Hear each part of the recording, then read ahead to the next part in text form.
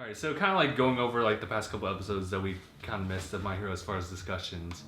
Was it after the big fight with like Todoroki and Deku? Good fight. It was Such a good fight. It was like, but like after that, it shows like Deku just kind of struggling to like recover, how he regrets like what he did, but then like All Might like support him nonetheless. We see just a progression of Todoroki and Bakugo like advancing up until the final round until they fight and they face each other. Bakugo actually wins that solely because of the fact that like Todoroki still doesn't want to use the left side. He's lost right now. He's uncertain. He's unsure about whether he should use it or not. And so what he wants to do is settle it like with his mom. He wants to go visit his mom and just like talk things out before he can like really decide on what he wants to do. And that pretty much kind of brings us forward to the following episode, which is, does it go directly to the code names? Yeah. Okay. So, oh yeah, I remember. It was a rainy day. Deku like walks to school with his umbrella. He sees Lita, who's in a complete raincoat with rain boots as well. And it seems like he's like his normal self, but like later on you find out like he isn't. He's like, far from his normal self. Kind of highlighting like the first portion, I would say the first act of like the episode was the code names, the hero names that everyone's like coming up with. What would you say is like your favorite name out of all of them? Oh man, my favorite name out of all of them, King Explosion Murder. But it never got accepted. Never got accepted. I don't know, mine's a toss up between Froppy or Uravity. I think Uravity actually wins it because that just actually works. Yeah, Uravity and Pinky. Pinky. Alright. I prefer Alien Queen. But I guess that's not Alien Queen was a badass name. I'm mad that they didn't let her have it. Out of all of them, it was Shoto and Lita who were the ones who just didn't come up with the name. They just kind of went with it. I mean, Lita had like a different like reason as to why he couldn't go with like the one that he had. The one he was going to pass down to him because later on it's revealed that his brother can't do hero stuff anymore. He's beyond the recovery. Yeah, his legs are done for, which is his thing. That's his thing. And so Lita's the next one to take the helm, take the title, but I hope he eventually takes it. Yeah. Right now he doesn't accept it, so he just picks like his very first name. Oh man, but it was really funny like seeing Bakugo come up with like different ones, but then I was like, no, it's not gonna work. Why not? No. Man, like Bakugo's just not having like anything good happen to him like in the past couple episodes. Except for winning first place, which he feels like he doesn't deserve. It just goes downhill from there. He's had nothing but great things happen to him, Justin. What are you talking about? I mean, he's, yeah. I mean, like, it's all focused on all the different characters, but definitely for Deku, it was just to learn to accept, like his name, Deku. And he did. He like, I'm gonna be great. Yeah. So it's really nice to see that and see Uraka get that, like, approval, like, he used it. And considering the fact that, like, everyone's kind of in on the fact that, like, that's not a really good nickname for you. We know that. Yeah. But what's actually interesting, like, kind of, like, jumping off from that, it's just kind of, like, the dynamic of the entire classroom. Like, these are classmates that fought each other and, in a sense, kind of disgraced each other in combat. And they pretty much are okay with each other. Yeah. It's good sportsmanship, but like it's kind of unexpected because I was kind of expecting a little bit more drama here and there, especially with Bakugo and just anyone he's fought, mainly Deku. But like, it's interesting how like their interactions don't exist in the classroom.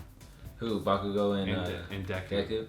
Yeah, they don't interact at all except for like when they have to. Like, just the subtlety of like Bakugo just like passing papers behind to Deku. Doesn't really mind it. Like, it was actually the fact that he's still coming up with nicknames, that's why it's distracted. But otherwise, you don't really see interaction with them. You'll see like reactions from them like from time to time. Like how Bakugo was just kind of like, when he hears Deku's name. Yeah, he's like needlessly angry about things. Yeah. I mean, like, we kind of already understand like why he doesn't really approve of Deku. Is the fact like, I think, Bakugo has like a weird superiority complex. To be looked down upon like so early on like by Deku is what like fuels him to just kind of be who he is. Kind of be a dick.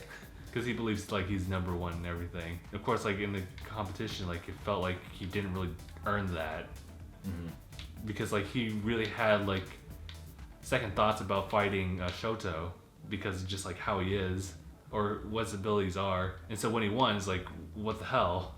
But I guess that's enough as far as like Bakugo's development. We don't get to see that until I guess later, I suppose. As far as like what happened with Shoto and his mom, we don't really get to see much of that. I'm pretty sure they'll be revealed later. They're definitely gonna pull that out of nowhere again. Yeah. So in the next part of the episode was the internships. That even though they've already had experience like with villain contact, this is where they're actually going to like be signed under certain companies from heroes. Yeah, certain hero agencies. Everyone has like their own like select ones. I saw Genus in the preview. That's gonna be number one Genus. Number one Genus. You could earn titles such as the number one hero, such as All Might, the most destructive, like Endeavor, or things like number one Genus, held by number one Genus. Such a great show. I guess everyone has like their own unique thing going on, but with like Deku, he's actually going to be he's gonna be intern under All Might's like initial mentor, and he knows all about like One for All, so that's gonna be interesting to see like how that develops. Especially like how Deku's gonna use his powers from here on in, because he's got to be really careful about how he uses it now, because no one's gonna heal him from here on in. Uraka's actually going interesting by like going straight into combat hero agency. Yeah. So I'm just gonna learn how to fucking fight, because like with Bakugo I didn't stand a chance, so I'm gonna do that instead. Freaking air chair exercise. Dude, he held that for so long. For a good like 40 minutes to an hour. All that time throughout class. Even then you see a little bit of like Bakugo's reactions like, please just shut up. Yeah, he wasn't having it. Yeah. And then Lita definitely was something we have to keep in mind, was the fact that like he's definitely going to the place where like his brother was cut down in search of Stain, the hero killer. They said he killed how many? 17 people. 17, and he already injured another 23. Incapacitated like 28, 23? It was 23. Like he bashed them to the point to where they could not come back. Definitely another thing was Shoto kind of looking at Endeavor's hero agency as like one of the options. He'll probably take it because he was considering it. I think nowadays Shoto's a little bit more embracive of his side. At least that's what I hope, if anything. Even if it doesn't mean like he's going to follow his dad's wishes, he's still going to learn from his dad, because he is second best hero and he still wants to be a good hero. I don't know like how far that's going to be in the extent of like number one, number two, number three, but he's going to be a hero and he's going to learn from like his dad, I would say. Yeah. Lita, Deku, and Shoto. Shoto probably not being the most important right now as far as our focus, but it's definitely Deku. Because not the most important. He's always the most important, forever and ever and always. I mean, I wish so too. Did you know that this probably isn't so significant for you, but Japanese voice for Shoto is the same voice for Eren from Attack on Titan. Is he now? Yeah, you kind of hear a little bit of it, like when he's starting to be a little bit more emotional. So yeah, in the next episode we're going to see a little bit more training with Deku, and we'll probably see all the other heroes just kind of, or other classmates just doing the whole internship, their whole spiel and whatnot. There was definitely a bit of highlights with Lita for sure. So we're gonna see like how he responds to everything. I'm excited. This seems to be like it's gonna be a whole entirely different atmosphere for the show. Yeah. Because we're pretty much leaving the tournament arc, and I guess there's like a big thing about tournament arcs in which they are like one of the best in like any series, I guess. Do you know why tournament arcs are such a big deal? It's because the animation budget? No. They're a big deal because they are there to... God, what's the word for it? Add more drama. Kind of. They're there to put people who wouldn't normally fight into situations where they fight, to showcase them. Okay. It's kind of like how everyone loves Death Battle and all that. Because it's people that wouldn't normally fight, fighting. Oh, they kind of like dream matchups. Yes. Like, yeah, okay. I also think that like tournament arcs just seem to like bring out like different things or motives and drives for characters, and depending on how it is, they either refine them or put them into question. In which case they get refined like later on throughout the series. So it definitely like pushes the characters forward. So it's not so much like a story plot progression, but definitely like Character progression. Yeah. So okay, and I definitely said like as far as like seeing things on the internet, like a new opening, a new ending. There's gonna be a new opening and ending? Yeah, something like that. Ooh. I saw like a promotional video like at some point like earlier today, like after I watched the episode. Seems to be like a new opening that's going to be coming out. I don't know about the ending, but there's definitely going to be a new opening sometime. And it does make sense considering that they're at the tournament arc now. So I'm looking forward to seeing what that's going to be. Especially like this like opening, I feel like it's a better opening than the very first one. Second ending, I'm not sure about that. It's kind of a toss-up because I like the message of the first ending, but the second ending is like really catchy. Yeah.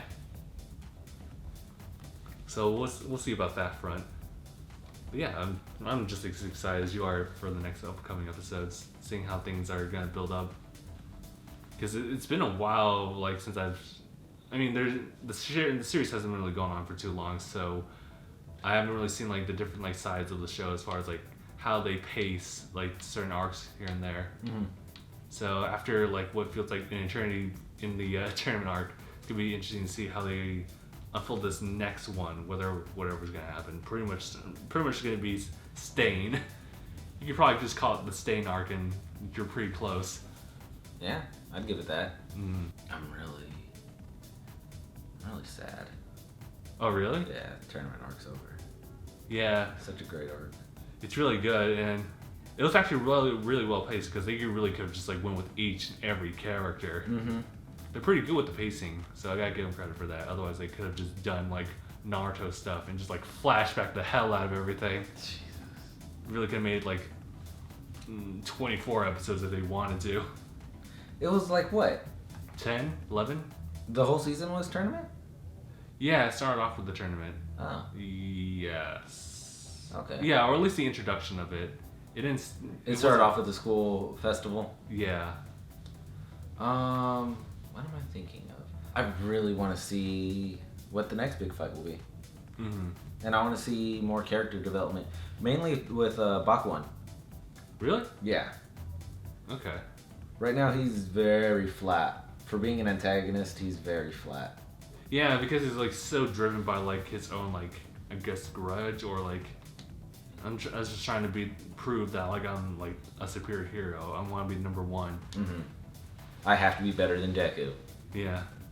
I mean, I guess you can like argue that it would be good character progression on his side if he's tempted by like joining like villains, because he seems very much so like on that side of things. Although something about him seems way too childish to even consider that option.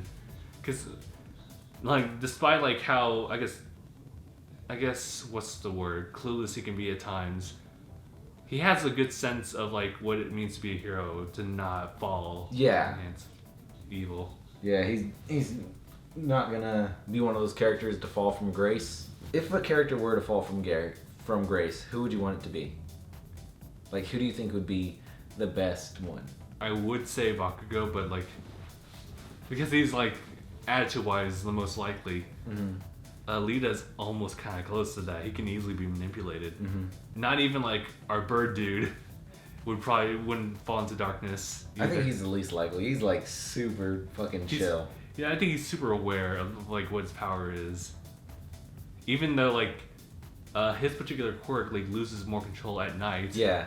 Despite the more that, powerful it is, the less control he has over it. Which I'm just waiting to see him at his full potential, to where he has control over it, even if he was in the fucking pitch black of space. I'm trying to think, because like there's not many like characters here who would show signs of becoming like a villain at this point, because a lot of them are like just kind of like outgoing. They really care about like what they're doing. They're real bubbly kids. Yeah, and they don't seem to hold a grudge against anyone in the classroom.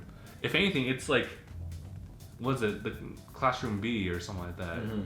Those other students who seem more likely, and even then like the very first person we see who kind of looks like a villain, just straight off the bat, is the guy who takes control of you, like, upon consent. Yeah.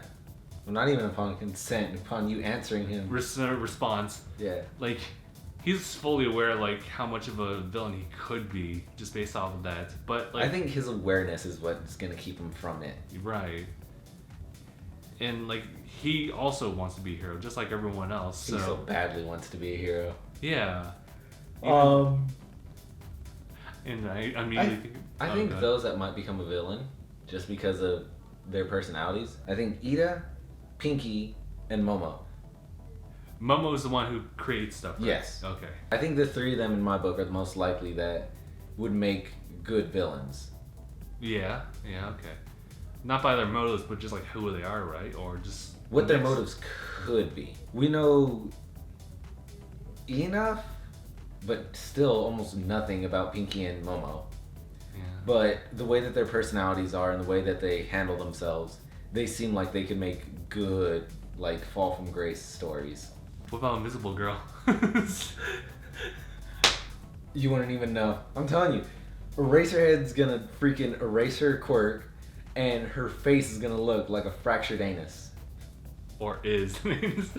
I wonder if she knows if she's, like, nicked, scratched, or injured in any way. Because we can look at ourselves and be like, oh, I have a bruise here. Or, hey, where did I get this big cut from? She would super not realize it. Unless she feels it. Yeah. I don't know. Like, well... Like, unless she's patting herself down at all times of her life, a lot of things can slip by her. What's interesting is that she does cast a shadow, despite, like... At times. At times. So not everything about her is, like, completely transfluent. Like, even for, like, the animated sweat drops to show, like, any kind of anxiety or something like that, that's still, like, very much so physical.